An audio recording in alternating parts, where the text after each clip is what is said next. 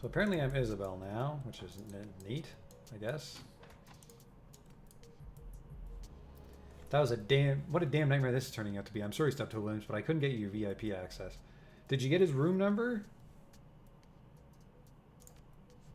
Yeah, I got it. I can take you right there. There's only one problem. Without VIP access, you can't open the door without sounding an alarm. The picture on the PDA flickers worryingly. A moment later, Isabel's image returns to the screen and lets you through this side.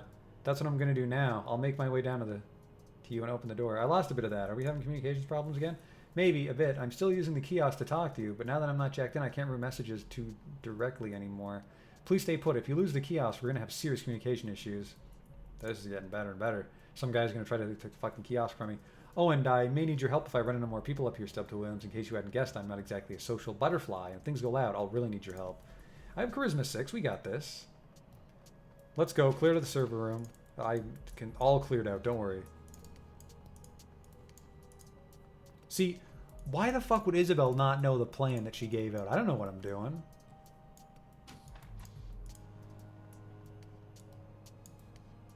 Search computer. Oh, I'm sure they didn't see me wandering here. Isobel takes a quick glance at the terminal. I'll be damned, it's logged into an admin inbox and somebody left it unlocked. I can't open the door for you from here, but we can read the messages if you want. Sure, why not? Isobel turns the camera in her PDA to face the screen of the terminal. Amber text on a stark black background swims to focus. Ghost in the machine? Leave it unplugged. It came back. Damage control. First message. Hopang to admin. Look, I'm going to come right out and say it. The security guys are right. There's something horribly wrong with that noodle extruder. I ran a diagnostic on it this afternoon. I was halfway through recalibrating the broth nozzles when the damn thing started humming, and sure enough, it started churning out steaming hot juicing noodles and dumping them into the palms of my hands. You don't even want to see the blisters I'm sporting right now. Now here's the freaky thing. The dough hooper was empty. I unloaded it myself prior to beginning the diagnostic. I want to repeat that. It was producing dough out of thin air. The machine's haunted. If you want my advice, you'll get rid of it before the show. Huh. I don't know what I was expecting this message to be, but that wasn't it. You want to keep going? You fucking bet. The noodle extruder in the food court area is out of order and should be left unplugged until further notice. Under no circumstances should any hotel or DECCON employee tamper with this device. Maintenance is looking into it. Do not plug in the extruder. Severe disciplinary action will be taken against any employee caught disobeying these instructions. What? Third message. Okay, I'm getting seriously creeped out over here. The damn noodle extruder is back. I can't explain it. We boxed the thing up yesterday and sent it back to the manufacturer. It wasn't here 5 minutes ago, but now that we've opened the doors and the show's underway, I'm strolling through the food court and here it is, just sitting there with a line already forming. The hell do we do? You and I both know that it doesn't have any dough in it. There's no seasoning in the spice reservoir. We don't have it hooked up to the hotel's water supply. The fucking thing isn't even plugged in. Where are the noodles coming from? What do we do? What do you want me to do? Open the last fucking message. It's too late, Nancy. At least a dozen people have already eaten from the thing. We can't shut it down now. And we sure as hell can't let anyone know about it. If people were to get sick, the show could be held liable. Look, if it's any consolation, I've been poring through the old logs to see if anybody had mentioned the noodle extruder, and I found something. This exact conversation. 14 years in a row. I don't know what's happening with this machine. I don't know where it came from or how or why, but it's a part of DECCON. Nobody can get rid of it. Nobody knows how it works. It just does, and people keep coming back to visit it. I think that this is a blessing in disguise. That's what I'm telling myself anyway. Just don't question it. I don't even know what to say about it. Well, that was fucking really weird. Get it. Let's go. Go, go, go, go, go, go, go, go, go, go, go, go.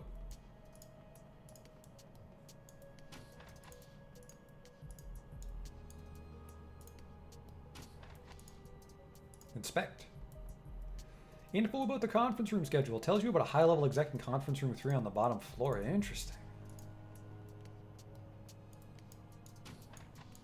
Ooh, storage room. Full of a whole bunch of nothing, by which I mean some supply. Oh, let's not steal shit. Oh, fuck that. We're taking that. Supply pilfered.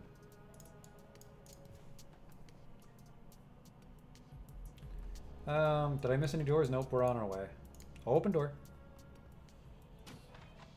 Oh! It's Rhombus, isn't it? Isobel's outline goes fuzzy the moment she sets foot on the elevator. A loud rhythmic whooshing sound dominates the low end of your PDA speakers. Sounds a bit like the rotors of a helicopter. Heads up, we're getting a lot of interference here. An elf in his mid-20s steps aside to let Isobel at the floor selector panel. He looks wired, jittery, trimmed to the gills, and most likely. There's no telling how long it's been since he's gotten a wink of sleep. Isobel punches the button to the ground floor. Working the show, huh? That has to be hard. The elf smiles down at Isobel, his expression affable. I'd feel tempted to blow off work and go check out the kiosks, maybe taking a panel or two.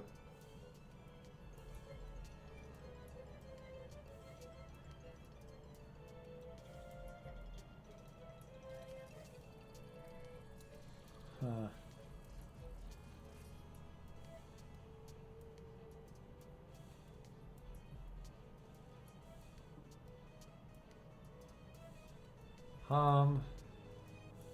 Who says that I haven't? It's fucking Rhombus, isn't it? She starts in repeating your words with forced sincerity. Who says that I... What's wrong? Kind Ding, huh? That's an interesting street name. Been decking under it long? Couple years now. Longer than anyone else to use the handle. I don't know what you're doing, but be careful. Oh no, if she heard you, she doesn't... I know who you are. You're the one who shut down the Kowloon City power grid 6 months ago, you crazy bitch. That was me. Let's just keep that between ourselves, though, alright? That little stunt screwed over a lot of local deckers. Her voice is soft, but you can detect a definite undertone of hostility. A couple of them soaked up nasty hits of dump shock because of it. You wrecked their grid while they were jacked into their home machines. My team was in a bind. They needed a power outage right there and then, or they were cooked, so I gave them one. It was the best solution to a bad situation, let's leave it at that. An icy silence descends on the elevator car. A few seconds later, Isobel pierces it. There was this decker. She lived out in Huey, called herself Spinster. She was a good person. Now she's in the ground. She never came back out of the coma that your stunt put her into. You were gonna get us so fucked. Slowly, Ding extends his hand towards the emergency brake. Holy shit, do you want to go loud? Because that's where we're going. You're fucking right. She balls her hands into fists. You can read the tension in her body language. She's biting her tongue. At least that's what I heard. I'm just a caterer, not a decker myself. He stares down at Isobel. The smile has vanished from his face. Yeah, sure you're not. You've come to get me, haven't you? To take revenge for your friend. Did her people put out a contract on me? Is that it?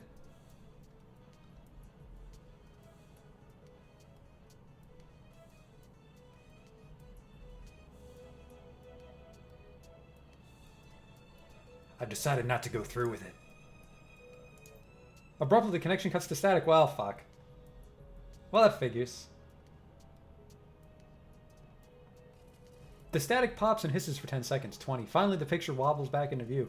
Qian Ding has been mid-sentence, practically frothing with rage. Did what I had to do. If you were in my position, you would have done the same if you'd have gotten him killed. He's shouting. The sound of it reverberates in the cramped confines of the elevator car. There was no way, third way out of that scenario. Isobel starts to respond. The anger is clear in her tone. I would not. You shut the fuck up? What? You're crazy, an insane person. When I get out of this elevator, I'm going to the hotel security office. God damn it.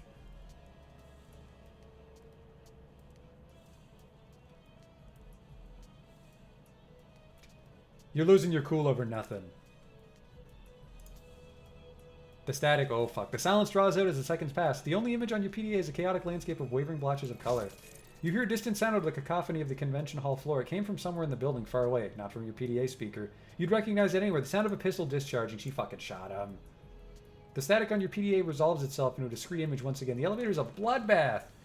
Keen Ding's headless corpse lies crumpled in a corner, and Isabel's catering uniform is covered in blood. What the fuck did you do? He got more upset, took a swing at me. I shot at him.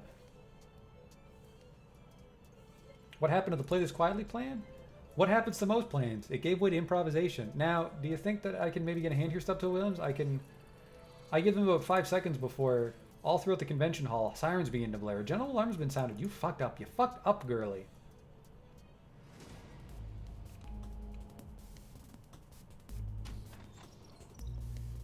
Get Isobel back to the convention floor. You're a fucking idiot. Can I not go through that door? Okay, we gotta go through this door. I will open the door, gun show. This door appears to be made of hollow core pine, a rarity in modern day Hong Kong. It wouldn't take much effort to knock it off its hinges. An alarm system has been linked to the doorway, but the building alarms are already blaring. Kicking the door down won't fucking break it down. Gun show, I need you to gun go.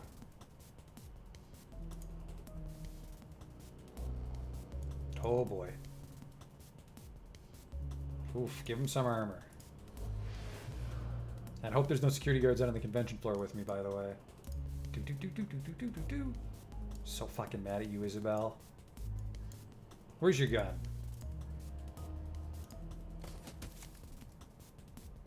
I'm amazed you hit him.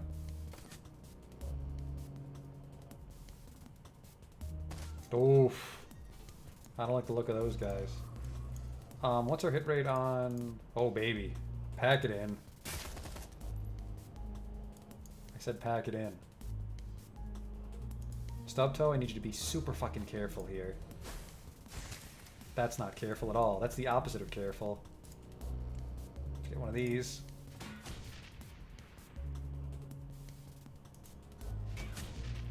Just very quiet, just firing grenades off in this convention center. They missed Stubtoe, holy shit. We might just win this.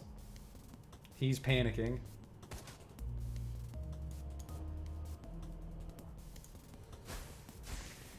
How the fuck are you not dead, girly? Okay, gun show. I need you to open this guy up. Thank you. Do not miss, Isobel. Fight off security. Okay, everybody's fine. Everybody's fine. Everybody's fine. This way to VIP. Fucking. Keep your goddamn mouth shut in the elevator next time, Isobel.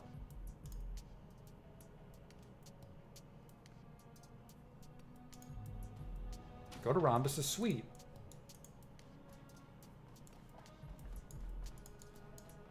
Oh, fuck, what did she say? 204? The yellow one? Perfect. Thank you, Shadowrun. We're getting our free shit. Locate and trap Rhombus. Well, that was easy. As you burst through the door, you find yourself standing face to face with a small, heavily tattooed man. Geometric shapes of all descriptions trace their way from his temples down his cheeks and to his neck and shoulders. His eyes continue the motif. Each of his irises is a slanted rectangle, or rhombus. Rhombus looks at Isobel and sighs. If he's surprised to see her, he doesn't show it. You finally want him back, huh? The memories that we locked away? I always knew that you would one day, but you got so hostile after the procedure. I didn't think you'd come around this soon. Oh, get bent, Rhombus. I got hostile with you because you got hostile with me. Like hell I did. I tried to give you some advice, as a friend. If memory serves, you called me a patronizing bastard to slag my deck. Was I just supposed to take that without punching back? Did you fucking... Isobel cuts in, her normally small voice growing raucous. I called you a patronizing bastard because that's what you were being. You wouldn't have taken that tone if I were a guy or an orc or a troll. You talked down to me like I was your little sister or something. Well, guess what? I'm not. Whoa, hold up. I talk that way to you because... Also, punch back? That's a funny way of putting it. You tailored an ESP to troll all of my posts on Shadowland. What kind of prick would do something like that? That just sounds funny. The kind whose cat you had killed, you little monster. Captain Whiskers was just a house cat. He didn't have anything to do with this. That wasn't me. I would never hurt a cat. If I were going to have someone killed, it would have been you. Both of you need to shut the fuck up. There's a moment of stunned silence, then Rhombus licks his lips and speaks. Let me ask you something. How many people did you kill to get to me? I mean, what kind of death toll are we looking at here? I'm assuming that the gunshots in the hall were you're doing? Yeah, she fucking killed a bunch of dudes. Nothing to do with us. Yeah, sure, his eyes dart from side to side. Then he starts screaming, help, security! Help! They can't hear you, Rom. You know why? Because we killed him. Now give me the key. Rhombus doesn't respond other than to increase the pitch of his screaming. He looks like he's on the verge of hyperventilating. She glances back at you. To hell with this. Let's hit him like a piñata until software comes out. Sound like a plan? You're being a little baby. She blinks. What? From what I've heard, your argument started over basically nothing. You've blown this way out of proportion. People have died because of you. I don't know what you're... Yes, you do. This whole thing started over me trying to do you a favor. I don't even remember what the advice I was trying to give you was about. I think maybe I was telling you what kind of RAM to pick up for a deck, something like that. Yeah, I think that was it, but you're a real dick about it. And the argument was nothing. It was what you did after the argument that was unforgivable. Taking the moral high ground isn't going to work for you here. You attacked me first and for no reason. You used to be friends? I guess. You guess? You let me perform amateur brain surgery on you. Hell, you begged me to. We were friends, Isobel. Good friends. And then you went and messed it all up. Amateur brain surgery? What the hell has this been about? My memories, the ones about my childhood, the ones that I lost, they aren't gone. They're in headwear storage, locked away behind an encryption key. I've got them, but I can't see them without it. That was your idea, keeping them, I mean. You told me to hold on to the key for you just in case you ever needed them back. I know, Rhombus, but after everything that had happened, I just couldn't ask you to. You want the encryption key for the memories that we locked away? It's yours. I don't envy the pain that you'll feel when you unlock them, but they belong to you. He keys a series of buttons on his PDA. Isobel's PDA buzzes a moment later. There, check your inbox. You've got the key. Do with it what you will. I was holding on to it for you anyway. But I thought that we were enemies now. We were, but there was no reason for us to be. Just take the key and go. Have a nice life. See how fucking easy that was? I'm sorry, Rhombus. I don't know how things got as bad as they did, but Sorry. I'm going to find out what happened to Captain Whiskers, I promise you that. That'd be nice of you, I'd appreciate it. Almost bashfully, his gaze flits to the ground. He looks away and color surges to his cheeks. Oh, and I've got something of an admission to make. Look, I get it, Rom. You've always liked me. I hate to break it to you, but it was never that big of a secret. And I know that's why you... What? No, I mean, you're a nice girl, but no. But then what? My panic button. I tripped it when you broke in. The cops are on their way, but wait, don't freak out. I'll call them off for you. Oh, thanks. Hey, what are friends for? You just wait here, I'll go meet them in the hall and draw them off to another room. Shouldn't take 2 seconds. Oh, it was nice catching up with you. Good luck with the whole memory thing. You're gonna need it. She nods mutely. Rhombus takes off at a run, then disappears down the hall. Hello, security. I had to flee to room 203. Get me out of here. Holy shit, did you see that, Isobel? Did you see how I was able to solve the situation when you weren't fucking talking?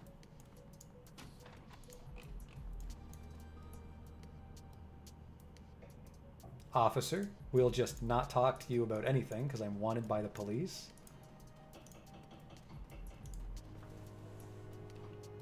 You're about to leave this location, return to Hioi. You fucking betcha.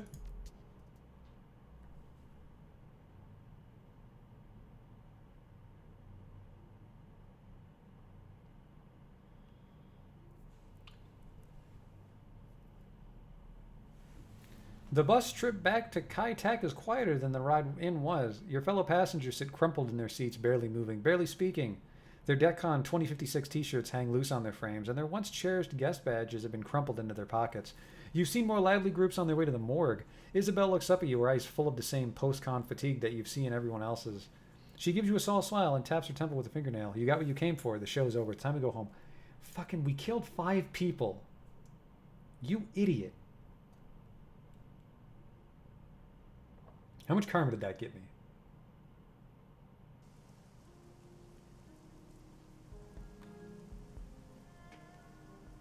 $8. Alright, that's pretty good. How many levels did we get out of that? Oh, baby. Poison Fog, we don't use you. Isobel, what do you got for me? Sabotage. Augment weapon mini launcher. Isobel's mini launcher now strips armor with every shot. Jesus. Isobel gains the dual routine boost program, which increases persona speed while sneaking in the Matrix by 40%. Confirm. Gun show. Lethal Forest. Duncan's standard equipment now includes a lethal shrapnel field grenade. Base damage 12, ongoing damage 4. Strips 1. Oh, Jesus. A flashbang that has a larger AoE, increase 1 tile in all directions. Confirm. Gaichu, what do you got for me? Coup de grace. Gaichu gains an... What? 100 damage but can only attack stun targets. Holy shit. Welcome to my inventory. And you get something too, I guess. Raptor's Toolkit Overclock ability. Now gives the targeted drone plus 2 AP. That's neat. Oh, right. And you're on our team. Shrine spirits summoned by Gobbet are now present for an additional turn before dispelling themselves. Nope. Poison Fog. Why not? We'll figure it out. Not that we'll ever use you, Gobbet.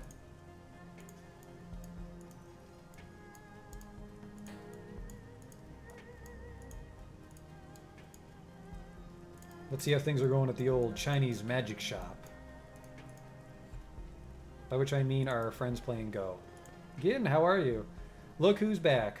Why don't you go egg a car or something and leave us alone? I, for one, enjoy Stubtoe Williams' visits. A hint of a smile touches Lau's lips as Gin grumbles to himself. How can we help you? I was just wondering if you're all still having the dreams? This again? Don't you have anything better to do? I totally don't, dude. Yes, we're still having the dreams. However, they've gotten a hell of a lot worse.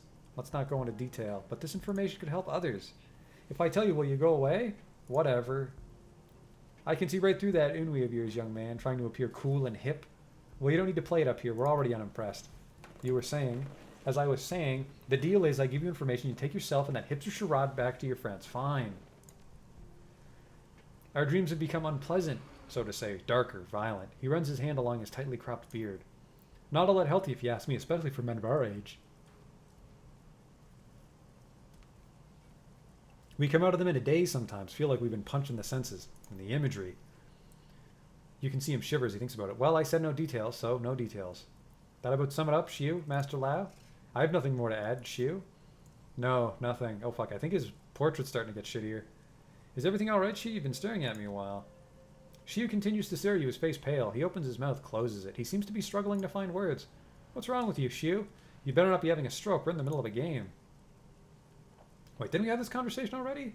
The shadows that follow me are getting closer? Friend is tired. Yeah, okay, I gotta go.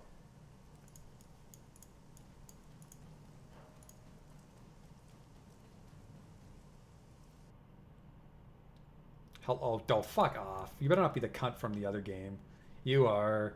This austere, refined-looking elf is browsing the shop's collection of talisma, herbs, and crystals. Noting your approach, he turns to face you. Good evening, my friend. I hope it's been a pleasant one. Pretty good so far, you? The elf cocks his head, considering the question. I've definitely had worse nights, without a doubt, as I suspect have many who lived here in Hue.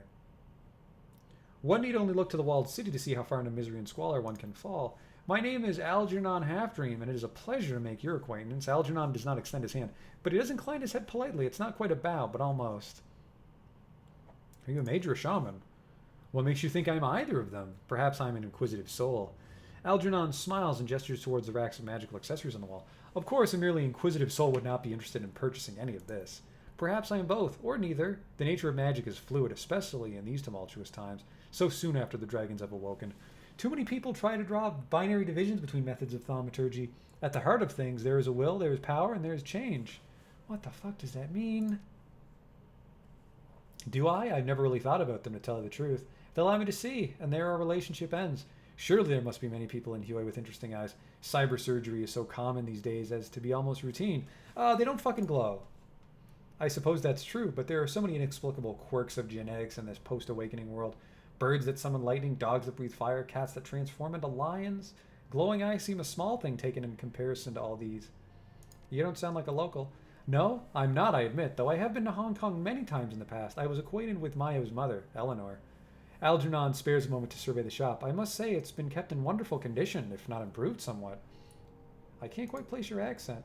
I've been traveling my entire life and rarely stay in one locale for long. I would consider nowhere and everywhere my home. When you speak as many languages as I do, it's inevitable that you begin to bleed together, though I've always had a particular fondness for Cantonese. It is a lyrical quality few other languages can match. Have you been in the walled city? Nope. There's a leaden finality to Algernon's tone. He pauses for a moment before elaborating.